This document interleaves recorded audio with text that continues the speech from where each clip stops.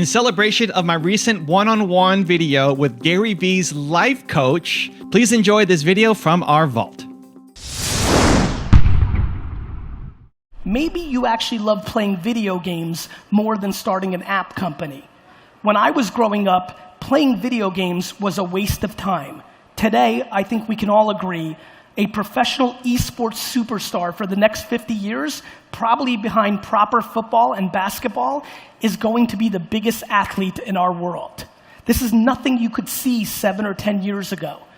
You owe it to yourself to make sure that you're building a company around what you love, not because cryptocurrency is the current fad. When you chase money, you lose. Always and forever, even when you achieve the money. This is how humans are wired. Chasing money makes you do stupid things. Money is important. It has to be in your top 5. It just can't be number 1. Your heroes, the people that you look up to, the people that you want to be like, the ones who went off and changed the world and made a lot of money in the process, they had a mission. Money was not number 1 for them. Look at whoever you look up to, respect, love, admire. Your heroes, understand them, look at their story. Money's in their top 5, but it's not number 1. And so when you go up against somebody like that, when you go up against somebody who's chasing down their purpose, and you're coming into the industry because you think it's a hot opportunity for this year, they're gonna crush you. You will always get crushed by the person who loves the thing if for you, it's just an opportunity. And so that's why chasing money makes you do stupid things.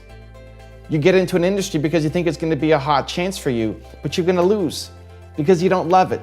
The people who love it will always win, and so it's much better for you to go off and chase down something you love and make money in the process of doing that thing.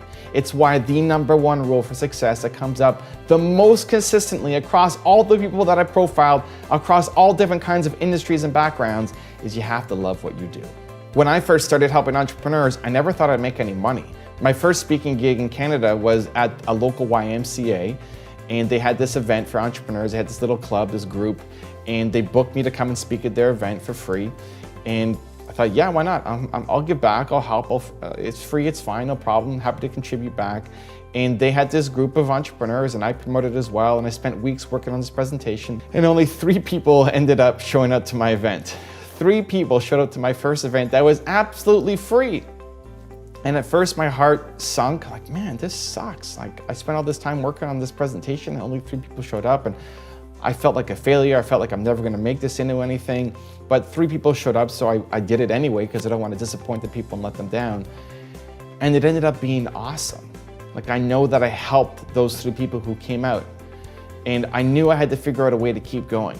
I never thought I'd make money. I had no idea how I was gonna make money doing this. I thought if only 3 people show up to a free event, how would I ever charge for it? I thought entrepreneurs don't have a lot of money, so they're not gonna hire me to come and speak at their event. And then I thought, well, big corporations who usually hire keynote speakers, why would they hire me? I teach entrepreneurship. I'm gonna go to their company and keynote an event where I'm gonna teach their employees how to be entrepreneurs, right? And leave the business. It didn't make any sense. So I never thought I'd make money doing it, but I had to find a way to keep going because it filled my soul. And when you figure out something that fills your soul and you keep going after it and doing it, you'll find ways to make money. And I'm gonna give you 3 tips on how to actually execute that. Number 1 is combine your passions. People often ask me, I have this idea and I like this and I like that. How do I decide? Which one should I do? For me, it's not doing both or picking either or, it's smushing them into one. If you love financial advising and you love hockey, then you put them together like a buddy of mine did to be the financial advisor for hockey players. It's not, okay, I'm gonna do financial advising and forget about hockey, or I'm gonna do hockey and forget about financial advising, because you'll always feel like there's a hole. You'll always feel that something's missing in your life because you wanna go off and do that other thing. You're always gonna feel called and pulled in a different direction. And it's not, let's start 2 companies at the same time. It's smush them into one. Be the first person to smush them into one because that's what makes you unique. I look at Gary Vee as an example. When I did an interview with him, he said that I DJ'd content in a way that made people inspired. You consume so much content and then know how to DJ it. You've been making videos that inspire people. So you look at what I do on my YouTube channel. I have my own stuff. I share my own thoughts, my own perspective like this. But then I'll also DJ other people's content. I don't want to do one or the other. I don't want to just be the thought leader and never share anybody else's stuff. But I don't also only want to be the guy sharing other people's stuff and never have my own message. I'd like doing both. It's weird. If you go to Gary Vaynerchuk's YouTube channel, you're not going to find a top 10 rules from Grant Cardone.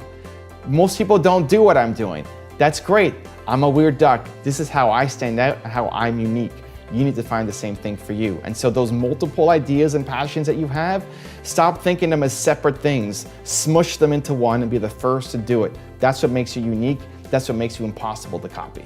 2, you make big decisions with your heart and the small ones with your head. Your head only understands a world that currently exists. Your heart can make something new that hasn't existed before. As an entrepreneur, you come up with all these new ideas. You want to change the world. You want to create something that hasn't been done before. Then your head, your practical head comes in and says, you can't do that. That's never been done before. That's not how things operate. And you start playing small. You have to make the big decisions in life with the heart because it can imagine something new that doesn't make logical sense because it's new. New things don't make logical, practical sense. Hasn't existed yet, right? And then you use your head to figure out the how. And so if you love making YouTube videos, if you love that process, if you want to be the next YouTuber, amazing. You might suck right now. Your head's telling you, you suck. You're a gardener. You know nothing about YouTube videos. You don't know how to use a camera. You don't know anything about editing. Logically, practically, it doesn't make any sense to do this thing. But in your heart, you want to do it. And so decide with your heart and then use your head to figure out the how. Okay, head, we're doing this. I've decided from my heart we're going to make YouTube videos. Now help me figure out how to do it. And your head gets to work to say, okay, great. Well, we need to develop some skills. We need to get some gear. We need to get some help. And then you get to work. And number 3 is taste sushi. You don't know if you're going to like something until you try it. You can't think your way through liking sushi. You can look at it. You can say, okay, there's some rice and some raw fish. So I've never had that before. You don't know if you're going to like it or not. The best thing you can do to figure this out is just to go off and try. Stop judging, stop putting so much pressure on things, stop planning and researching and strategizing, and just try the thing. You have an idea, you want to try something, you want to be a YouTuber, great, make a video today. Go make a video. Stop planning, stop worrying about what gear, what camera, what microphone, what light you're going to use. Just make a video and post. That list of ideas that you have that just keeps getting bigger and bigger and bigger and bigger, the way to attack it is just to attack it, just to start doing something as small as possible, just to take some immediate momentum off of it and do the tasting. You can't wrap your head around it. You need to wrap your heart around it. And so you find that sushi and you bite it and you see if you like it. And that's the fastest way to know if you can do one of those ideas on your list or not. Now I've got a really special bonus clip that I think you're going to enjoy. But before that, question of the day, I want to know, what 2 or 3 interests are you going to smush together into one that will make you unique? Let me know in the comments below. You went to law school, then you actually went into law, you're kind of starting your law career, and then you realize, I don't want to be doing this. You're absolutely right. I had started my career in law. One of the things that helped me, and I suggest this to people generally, is to think about whom do you envy. Because envy is a very, very unpleasant emotion, but it reveals a lot. And one of the things that helped me as I was figuring out whether I wanted to try to be a writer was when I would read the alum notes in my college magazine, people who had cool law jobs, I was like, that sounds interesting. But then when people had cool writing jobs, I just felt sick with envy. And so I began, and also at that time, I started to have an idea for a book that I wanted to write which was published, called Power, Money, Fame, Stacks, A User's Guide. And I began to realize, I'm writing this book on the weekend, but some people write a book as their job. And my sister was a professional writer. She's a TV writer. And I got to the point where I thought, I'd rather fail as a writer than succeed as a lawyer. And my husband and I were moving from Washington to DC to New York.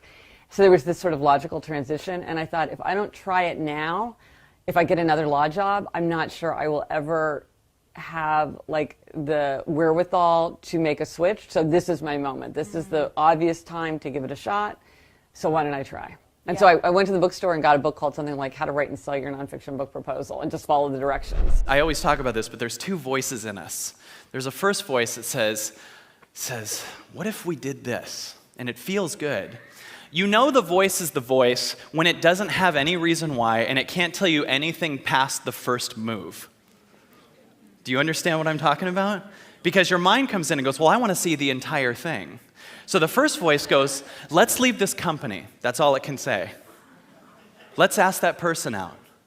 turn right here, go to the cabin for a while, go into nature, write a book, whatever it is. That's what the voice says. It's just a feeling. That feeling we have 24 hours a day, and we never listen to it. What if you did meditate? What if you did start that band? What if you left this band and started the other one?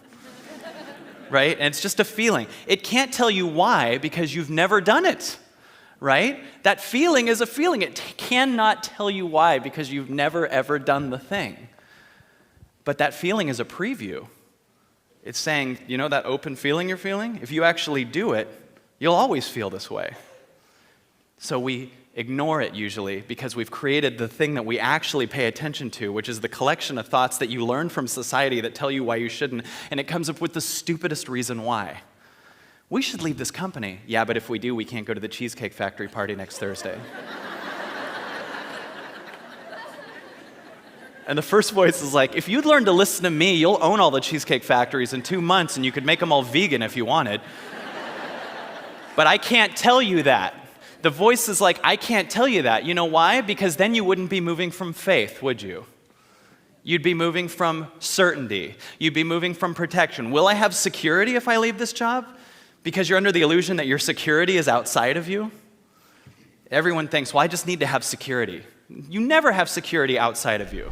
If you want to see my one-on-one with Gary V's life coach where she breaks me down, check the video on my main channel right there next to me. I think you'll love it.